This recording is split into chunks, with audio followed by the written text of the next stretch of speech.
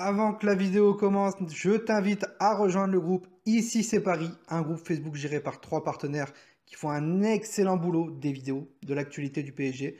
Je compte sur toi. Puis le plus important, n'hésite pas à t'abonner, d'activer la cloche pour le soutien de la chaîne et bien sûr liker la vidéo pour le travail fourni.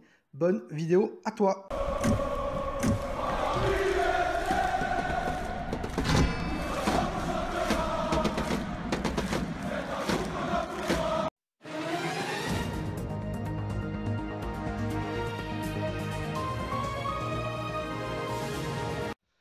Parisiens, parisiennes, bonsoir, bienvenue sur le journal de Paname, l'actualité du Paris Saint-Germain. Et avant de présenter ce journal, nous allons décortiquer tout ça. Nous parlerons déjà de les sélections internationales au premier point, voilà, les matchs qu'il y a eu hier, puis aujourd'hui. Nous parlerons aussi de quelques cas de joueurs, anciens joueurs ou actuels joueurs qui font l'information du Paris Saint-Germain. Second choix aussi, nous reviendrons sur la Ligue 1. Vendredi, le Paris Saint-Germain affrontera le Nîmes Olympique, là-bas, à Nîmes. Nous parlerons de l'arbitrage et bien sûr des joueurs potentiels qui pourront faire face. Et bien sûr, un petit cas mercato, voilà, avec d'autres rumeurs qui s'installent. Le Paris Saint-Germain commence-t-il son mercato pour la saison prochaine? Et bien sûr, nous terminerons avec un anniversaire. Parisiens, parisiennes, bonsoir à tous. Donc, si vous avez suivi l'actualité des sélections internationales, vous avez pu voir que hier, l'Argentine a gagné 2-1 face à la Bolivie avec Paredes qui était titulaire. Voilà. L'Allemagne contre la Suisse, où il y a eu un bon match, 3-3. Voilà. Match nul pour l'Allemagne avec Drexler qui est rentré en jeu à la 77e minute de jeu. Joachim Löw nous avait informé que Drexler avait eu un petit problème au tendon d'Achille. Attention, il serait possible absent face à Nîmes. Le Pérou face au Brésil avec un triplé Neymar. Voilà, triplé historique pour Neymar qui dépasse, je crois, Ronaldo, hein, le Brésilien. Très bonne chose, 3 buts pour Neymar et bien sûr la blessure de Marquinhos à la 10e minute de jeu où il a eu une douleur à la cuisse gauche. Pour ce soir, bien sûr, nous aurons l'Italie aux Pays-Bas où Marco Verratti risque d'être titulaire. Didier Deschamps l'a dit clairement qu'il ne préservera pas Kimpembe et Mbappé pour ce soir face à la Croatie où l'équipe de France se déplace. Et bien sûr, un dernier match, Portugal-Suède pour suivre le nouveau joueur du Paris Saint-Germain, Danilo Pereira. Nous avons eu les déclarations de Choupo-Moting il y a quelques jours. Oui, Choupo-Moting, ancien joueur du Paris Saint-Germain, qui a refusé clairement une offre du Paris Saint-Germain pour une prolongation, il le dit clairement. Dans sa conférence de presse de bienvenue au Bayern de Munich, Choupo-Moting s'est exprimé en disant que j'ai entendu parler du Bayern, c'était clair pour moi, c'était les favoris de la Ligue des Champions. Paris voulait que je reste, mais je n'ai pas accepté leur offre. C'est un peu trop facile quand même de balancer des pics au Paris Saint-Germain quand tu n'es plus un joueur du Paris Saint-Germain. Et bien sûr, c'est très souvent que les joueurs en fin de contrat qui ne sont pas renouvelés balancent quelques pics au niveau de la direction. Et le salaire au Paris Saint-Germain leur manquerait-il? Voilà. Moïse Kean, hier, on a eu une information de France Football qui nous informe que Moïse Kean aurait bien une option d'achat à 20 millions d'euros. 20 millions d'euros, est-ce que faut-il croire vraiment France Football? Il n'y a que eux qui ont balancé l'information.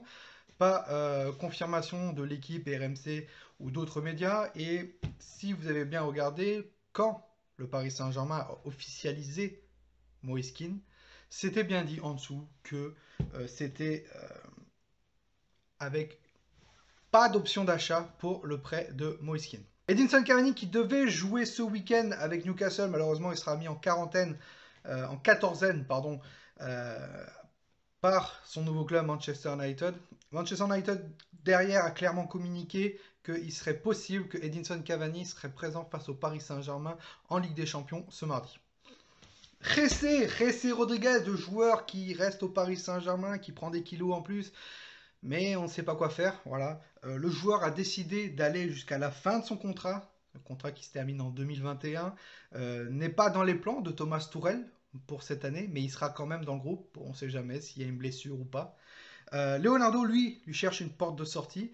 Et Jessé a refusé clairement et un club en Espagne, et le club en Espagne a clairement aussi refusé de lui donner son salaire réclamé au Paris Saint-Germain. Voilà, Elche le voulait libre. Malheureusement, trop gros, trop gourmand au niveau du salaire selon RMC Sport. Ligue 1! Voilà, la Ligue 1 sera de retour vendredi. Et vendredi, je crois qu'il y a un match à 18 h et ensuite match à 21 h. Nîmes Olympique contre le Paris Saint-Germain, arbitré par Monsieur Clément Turpin. Voilà, et je vous dis clairement, l'équipe de France, les sélections internationales se terminent mercredi, donc ce soir. Je vous dis clairement les potentiels absents pour ce match face à Nîmes, et c'est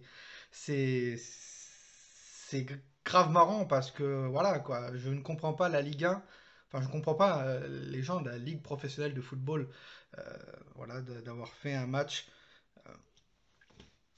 pour ce vendredi soir, Nîmes Olympique Paris Saint-Germain. Ça aurait pu être un match à 17 h sur 17 h le samedi.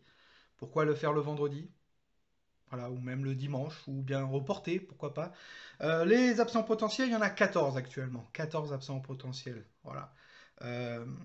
Dagba. Voilà. Dagba, Baker, Drexler. Tous ceux qui sont en sélection internationale. Mbappé, Kipembe, Danilo Pereira, Verratti, Bernat, qui est blessé 6 mois, Florenzi, Moiskin, Ganagay, Paredes, Neymar et Marquinhos.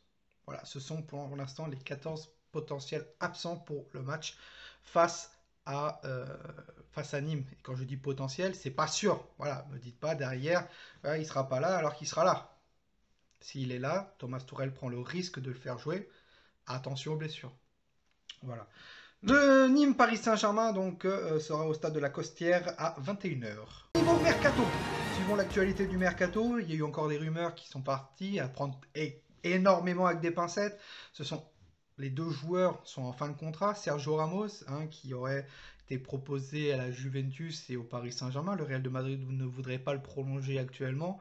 Le club français et le club italien pourraient s'en charger selon El Chiringuito TV. Voilà. Pareil pour le même cas pour Gianluigi Donnarumma, qui est très apprécié par notre cher ami, le directeur sportif Leonardo, pardon. Voilà, recommandé par Gianluigi Buffon, bien sûr, selon Don Ballon, l'Italien, qui a une vingtaine d'années, est en fin de contrat avec l'AC Milan, et pour l'instant, pas de proposition. À voir par la suite. Et Antoine Griezmann, voilà, selon El Chiringuito TV, nous informe que Antoine Griezmann pourrait partir dès cet hiver du FC Barcelone. Voilà, malheureusement, on sait qu'il y a des gros problèmes de communication avec Barcelone, même si on a eu Rafinha il y a quelques semaines, voire quelques jours. Attention, je pense que Antoine Griezmann, c'est pas trop le cas. Et Antoine Griezmann l'a clairement dit, il ne veut pas revenir en France et il ne veut pas aller au Paris Saint-Germain. S'il revient en France, ce serait pour aller à l'Olympique de Marseille. C'est tout pour le mercato. Voilà, n'hésitez pas à liker et à vous abonner si vous aimez ce format, le journal de Paname, un peu sur l'actualité du Paris Saint-Germain. N'hésitez pas à me le dire en commentaire. Et nous souhaitons un joyeux anniversaire à l'ancien Parisien Alain Laroche, qui est actuellement le directeur sportif des Girondins de Bordeaux, qui fête ses 53 ans. Sur ce, c'était Toi Nous. N'hésitez pas à liker et à vous abonner. Nous, on se retrouve pour une prochaine vidéo. Ici, c'est Paris. Et Paris, c'est magique. On est tous des cousins germains, supporters, levez tous vos mains, tous unis dans le Parc des Princes pour supporter le Paris Saint-Germain.